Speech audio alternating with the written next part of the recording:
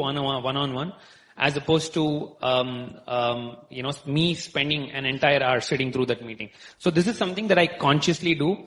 And more often than not, right, when someone approaches me with a problem, the first thing that I would always do is, obviously, and this comes through experiences, ask them a few questions, see what is the level of preparedness, right? And invariably, if I sense that they've not done their work, I'd ask them to go back, and come back to me at a point in time where, I feel that, they've done enough research and done all the diligence before they're bringing something to me for decisions. And I think this is very important because, all of us love to be busy. We all love to have busy days from the morning to evening, right? We like to, come back home and tell, I had a crazy day today. It was, I had so many meetings to do. But really, if you reflect back in terms of what was the impact on bottom line? And that's a very interesting question. I'm going to be applying that, going forward, and it's a big learning for me. I'd say probably 10% of the work that I do has direct relevance with, say, the long-term, objectives of either me or the company, right? Most of the work invariably is BAU work, right? Business as usual work, which, we should, as leaders, especially, learn to delegate. So that's something that I will sort of work on. Sangeeta, the second part of your question was, if you have encountered such situations, I think which you did, but if you can quantify it and relate it to the bottom line, that will be great. Yeah, so I'd say in terms of where and this is very important, and I think this ties into also the Pareto principle, which which is again something that I really liked in the book, right? So this is something I tell people that I hire, right? Don't look for a lot of creativity in your work. What you would end up doing, creative work in your overall, the volume of work that you handle would probably be 10 to 20%. 80% of the work would be routine, boring work that you do need to do repeatedly, time and again, right? But it's the 20% that really impacts, or sort of professionally develops, you, over time, right? I've, in my journey, as a finance professional over time, have realized that BAU work is important. Obviously, you need to do error-free, work with good hygiene. I think that's a very, very basic expectation from any professional. If someone comes and tells me that I've generated something with 0 errors or 0 output, you've just done your job, right? That's a very, very basic expectation, from anyone. What really differentiates you, is that 20% where, while, and to your point, Mohan, on AI taking over, right? I think 5 years down the line, technology to a large extent would make things, the whole field, it would be a lot more level playing, right? In terms of information asymmetry, in terms of access to, computing, things like that. It's going to make a level playing field. So what is really going to differentiate people is the ability to solve complex or fuzzy problems which are not very well defined, right? For which you cannot define algorithms. And that's the 20%. So that's the 20% that you need to focus on, which will really differentiate yourself from the rest of the crowd. And that's something that I have done, over time. So I've chosen one area, which is a niche area, which is where you don't have a lot of, I would say, expertise. M&A, fundraising, IPO is, that's my specialty. And what I've learned over time is, these are areas where you can really make an impact or a difference to an organization. And that's where I focused most of my time and energies on. Even though that's probably 80% of my job description is not that. 20% is what would fit into that. But I believe I create maximum impact for the organization by devoting time to that 20%. Right. That's really nice. In fact, also stood out from me, apart from the Pareto's principle, is the ability to say no. Because many people I have realized, they don't like to say no or, hesitate or reluctant to say no. So thanks for that. To you, Mohan, since you spoke about the avoid thinking like an expert in the previous one, and I also gave the example of brave hearts, right? So I'm curious to know if you've encountered any such situations in your workplace and, how has it been wherein you avoid thinking like an expert, because many times many of us think I am the domain expert, I have the best knowledge and everything. So how does one, step aside of that and think not like an expert? One of the instant, actually, one big project we were able to win, and it's a very niche skill, and we didn't find much people in the market in a short term, but we have to deliver the project. Okay, we all thought we need a Databricks skills. Okay, it is one of the platform skills actually which can help migrate a huge volume of data from one platform to the another platform for any companies. Okay. Terabyte, gigabyte, that kind of a size of data had to be moved from one platform to the another platform. All experts thought that we need a Databricks skills. Okay. But all of a sudden, one junior full stack developer came and told us that moving a data from one database to another database, all it needs is a scripting skills. Okay. And it is written on Python. All we need is a Python developer who is very good at doing that. Okay. Finally, we end up hiring 40 Databricks experts, and we pay very high for the people. Okay. Unimaginably, 3 or 4 year guy will be getting 30 lakh, 36 lakh and all. Okay. So that is the level of pay we make to the experts in Databricks and things like that, and we hire. But eventually, 4 full stack developers were able to solve the problem. But there was a lot of meeting going on, experts' opinion had been taken and things like that. We were struggling for 2-3 months to at least reach the stage of closures. But we were able to end up closing that project in a week of 2 with 4 people. Okay. So sometimes experts think exaggerated. Okay. The moment you gain the over knowledge in some platform, our restriction of thinking lead to a wrong decisions. Okay. That's when the people who do PhD and all, they are experts in one field. If you take a scientist in a chemistry and they will gain knowledge in one thing actually, but they fail to understand the big picture. Or sometimes experts think big picture, CEOs think big picture. They won't be able to look at one wrong hire we were able to make, but that got avoided actually.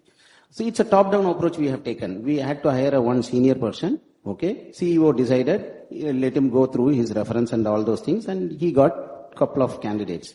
Finally, we were able to shortlist one candidate, and we were about to offer 80 to 90 lakh for that person. Okay, 2 years back. But when it come for a final discussion, we had to only simply do negotiation sometimes and roll out the offer. Okay. We were able to find the instability in the mind of that person.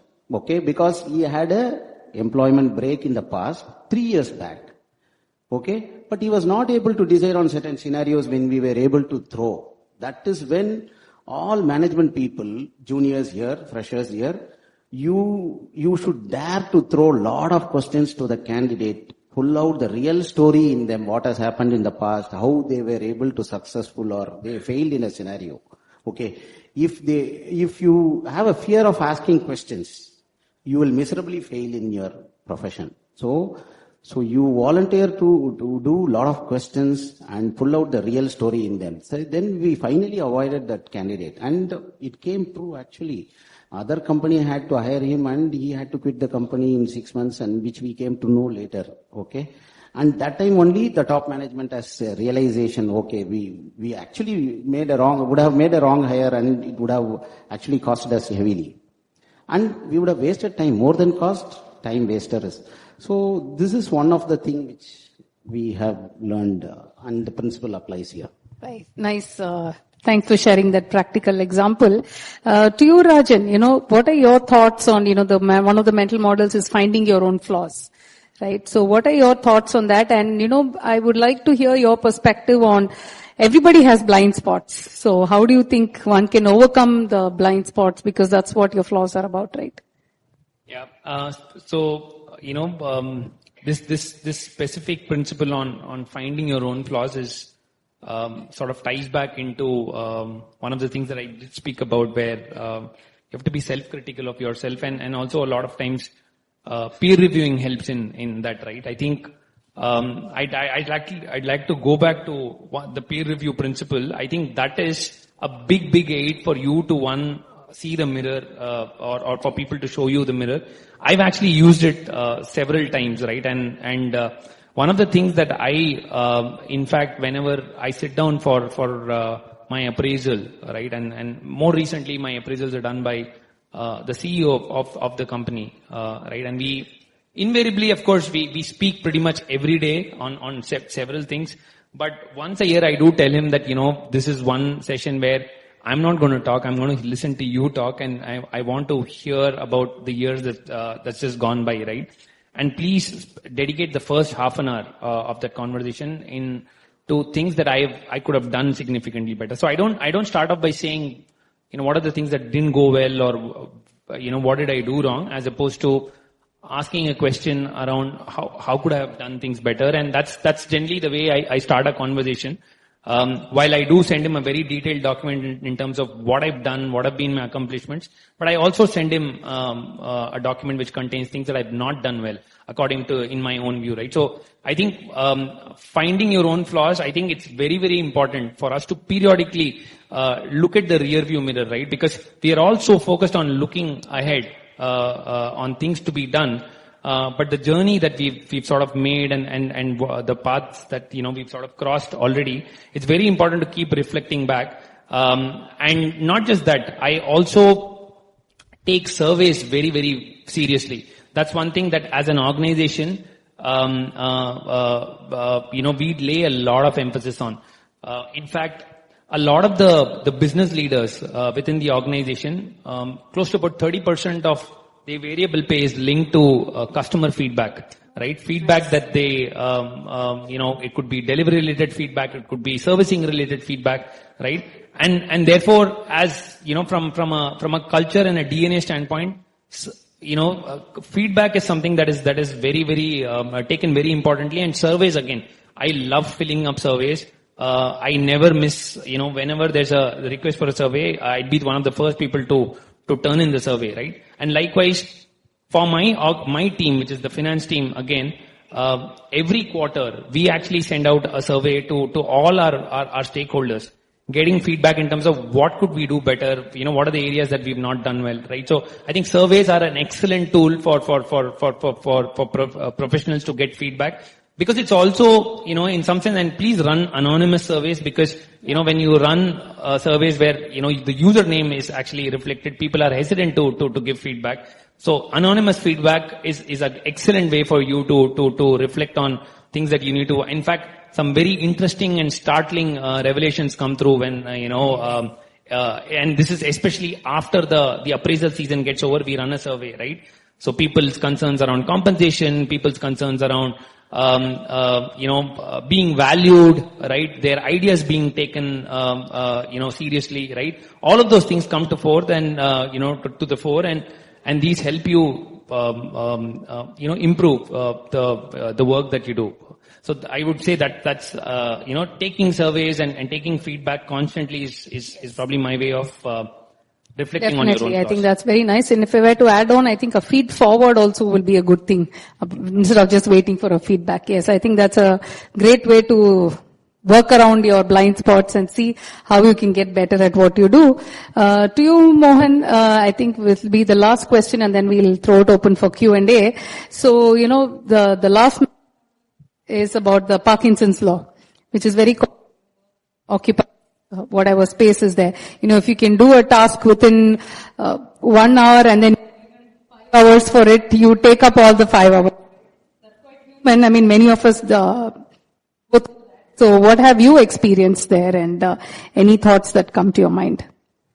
Actually, I agree with that principle, actually. The more the time somebody is given, okay, we will not be able to complete the work. We will take the whole time to complete the work, procrastinations. For example, when Sangeeta came and asked me, okay, Mohan, you have to come for this program, and this is a book review, and you have to read this book. Then I said immediately, no, it's been quite some time. I have not read a book at all. That reading habit has come down drastically. I may not be able to spend time. No, it's a very easy book. You can do it in short time and things like that. She gave plenty of time. For example, 2 to 3 weeks for us. But frankly speaking, I didn't even complete this book. To admit, okay, I came here for a review, but I got the crux of the book very well. Okay. Frankly speaking, I was not able to complete the book, but I completed the book before the session starts. When I got a complete run through by Sangeeta, the 30 models. Okay. Some of the models I have not read at all. But one thing in common in all these mental models and all these lessons this author is trying to teach us is our decision. Okay. I would like to share my personal story here. Okay. After getting married, I took my wife to a store for a sari, buying a sari. Okay. And she took 1 hour and she asked me, Mohan, which one do you like? I said, this one. She rejected that. She didn't select that and she bought another option. Okay. I took it very light. This is the first time, okay, people have their own choice and things like that. Okay. But this trend continued for a longer period. Okay.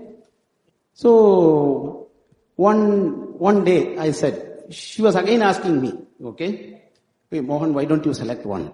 No, this time I'm not going to select. Every time you have never selected the one I have chosen. Okay. You didn't give me a chance at all. No, this time you try. And I purposefully selected one after a forceful push. And that also she rejected. She didn't select. Okay. So I got pissed off. Okay, what is this? Yeah, I shouldn't do this again and things like that. Then our ego will hurt, no? Always. Okay, any human. For one of her birthday, I decided to go to a shop, buy a saree of my own choice and gifted her. Okay. She, thanks Mohan, very well. What is the price? She asked. Where you bought? Why have you gone to that shop? It's very costly shop. We can get the similar stuff in some other shop at a very reasonable price and things. All those stories. Okay. No, this is a gift. Don't tell anything. Please accept. Then she accepted. She liked the option. Okay, because it's a costly thing. Because I had to impress her. No other go. So, finally, after 1 week, she took the same saree, gone all the way to the shop, found other options in the similar rate range. She couldn't find one which can impress her. Okay. That shows she didn't like that 100%. Only 80% match was there. Okay. Then she coming back and told me, okay, Mohan, I didn't find a better choice than this for this cost.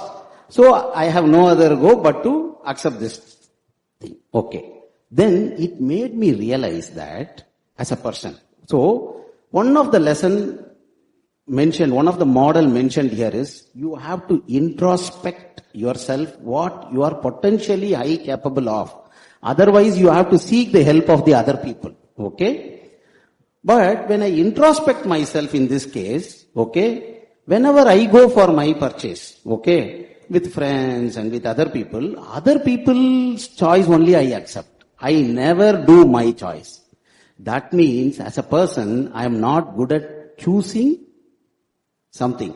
Okay. But I have the habit of viewing the good thing through other people's eyes. Some people have the habit of viewing good things through their eyes. They doesn't care how they look in the eyes of the other people. But for me, how I look in the eyes of the other people matters. So I go by the other people's choice. So I am a bad decision maker in terms of making that choice. So I had to realize that I am not a very good decision maker, but sometimes, see, in our profession, okay, we used to shortlist people, okay. We have the liberty to throw 4 or 5 questions and shortlist people, okay. After reading this book, another realization is, okay, we are not justifying certain times because of hurry. Okay, even the leadership hires. Okay, because we will have a 30 minutes, 40 minutes slots to complete the assessment. Our hunch will most of the time pay off. Sometimes it fails. That one failure will lead to a big drastic change. So that is a lesson learned. Okay, we say immaterial, whatever be the position you are, junior or senior or a top CEO, you have to give the sufficient time in terms of making this thing. So the principle here is, in any decision making, you have to grow the tree like yes, no, yes, no, yes, no, and final yes will come. Okay? To make that final yes, okay, you should know how to tell no to the people. That's what we have to learn. Say, I have worked with 6-7 CEOs, okay? So many of the people, when it comes to no, they strongly struggle. Okay? They don't have the guts to say no because they would develop a rapport. Hey, I know Mohan, many a times he is a good decision maker. He had helped me find a good talent.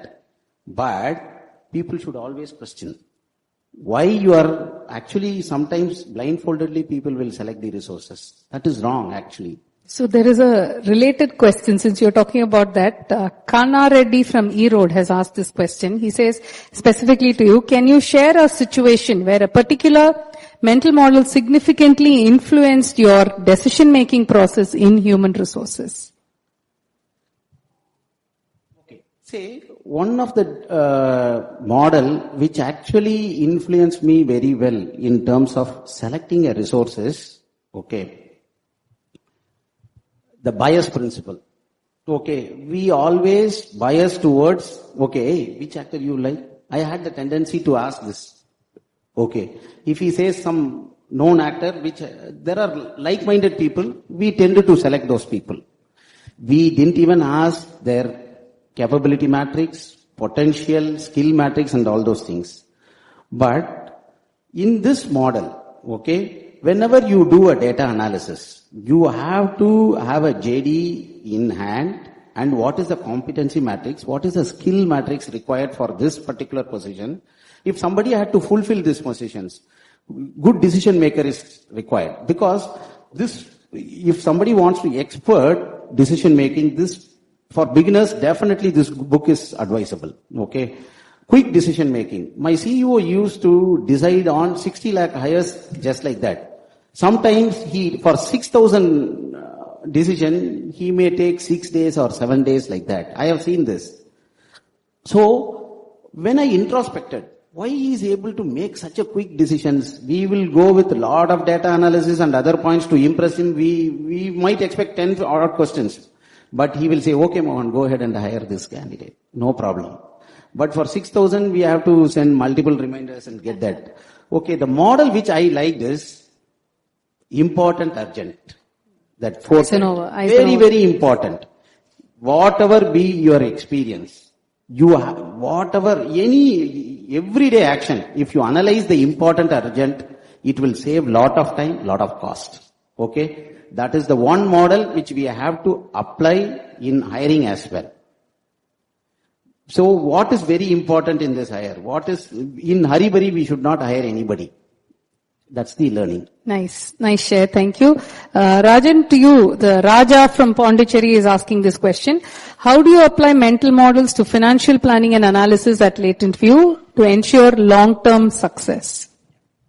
That's actually a very nice question. And, as you were showing me that question, I was trying to synthesize in my head as to how do I actually apply mental models while doing FP&A, right? So FP&A, for most of you folks, it's what we typically call as preparing budgets. Then you assess your actual performance versus the budgets, and also revise forecasts, right, for the period. And these could be typically 1 year, 3 year, 5 year type forecasts, right, that you work with.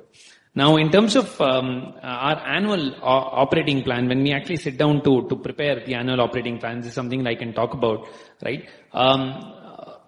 As an organization, Latent View, we execute a lot of what I would call as short-term projects, which are 6 to 12 month type projects, where these are not projects which are annuity in nature. So every year you pretty much begin the year with, I won't say zero, but you don't have an order backlog like a lot of the other IT companies. If you were to track them, they publish a metric called order backlog, which gives you revenue visibility for a 3-year, 5-year period, because you have signed contracts that you can execute over a period of time.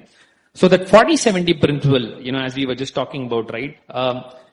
For you to plan as well as arrive at decision making, if you have information that is anywhere between 40 to 70%, right, you should actually make decisions, and not wait for getting more information or more accurate information beyond the 70%. That really applies to the work that we do at Latent View, because invariably the targets that we set, right, beginning of the year, we have visibility for the following year for up to about 70% based on the work that we've already delivered. So, and therefore, the incremental net new or net growth that we need to deliver over the previous year numbers is typically the 30%. And that's how we actually go about setting goals and targets for business leaders and functional heads, right? So that's something that we do apply on a daily basis.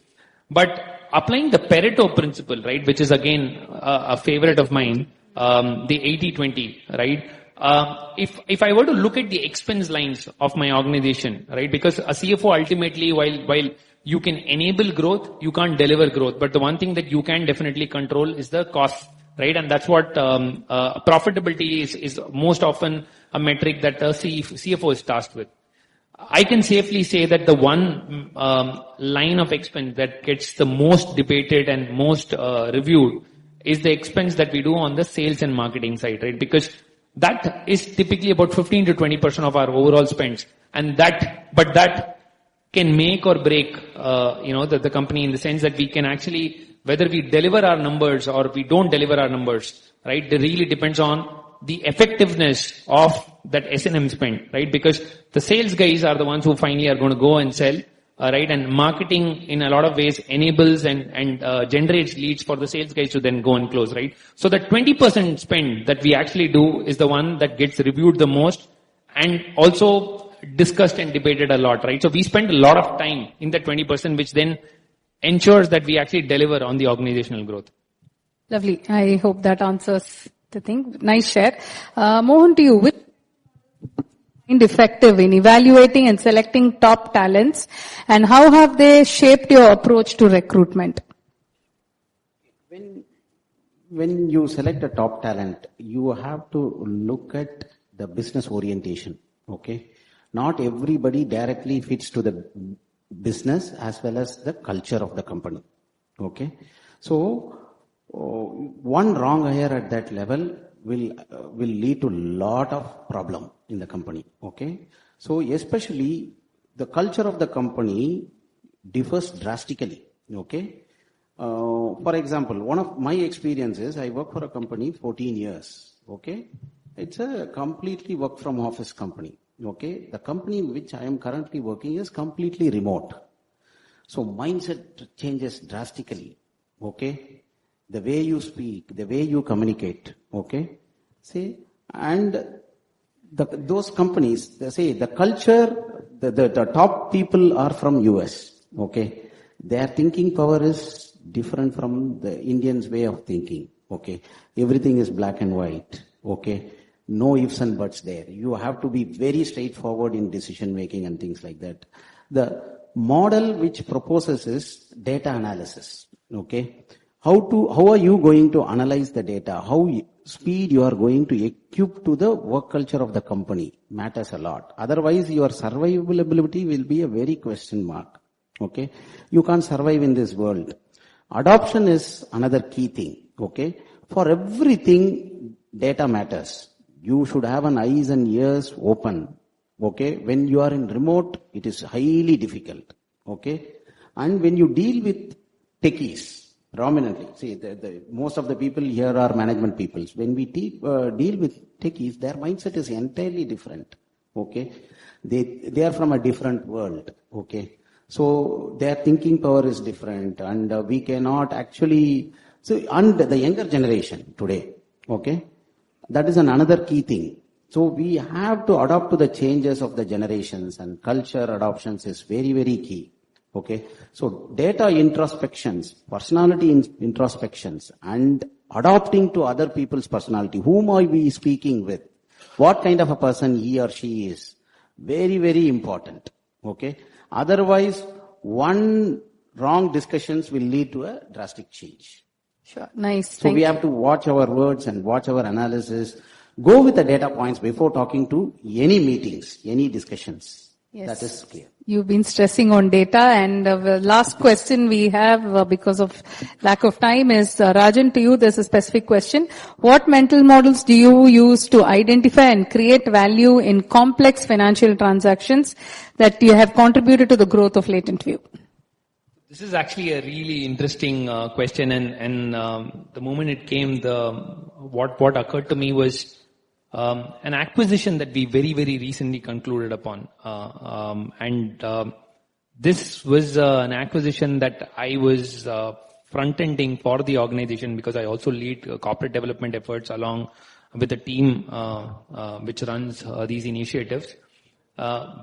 Very, very interesting, I would say 6 months, right? I mean, we've been working on this particular acquisition for close to about, I think since November of last year, right? And the mental model that I want to draw reference to is actually think like Darwin,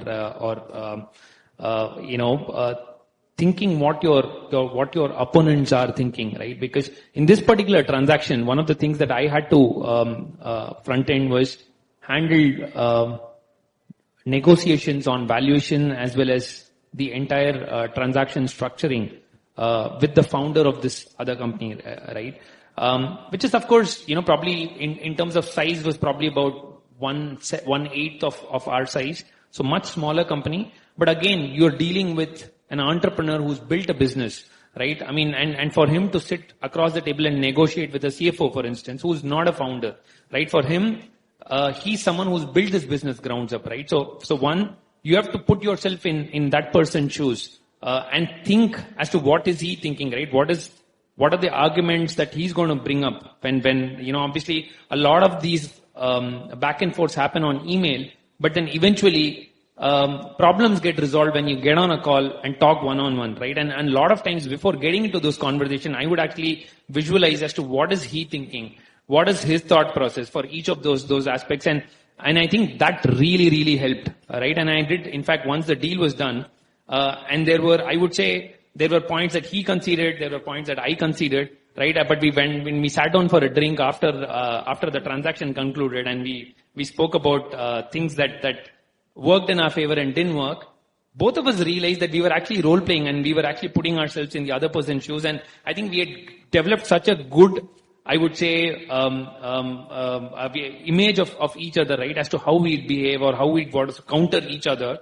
And these are things that you learn over a period of time. So that was lovely. I think that's a very healthy way of doing it and looking it from others' perspective. Nice. Awesome. Thank you so much for sharing. So I think we are about time. Thank you for being a great audience. Thank you.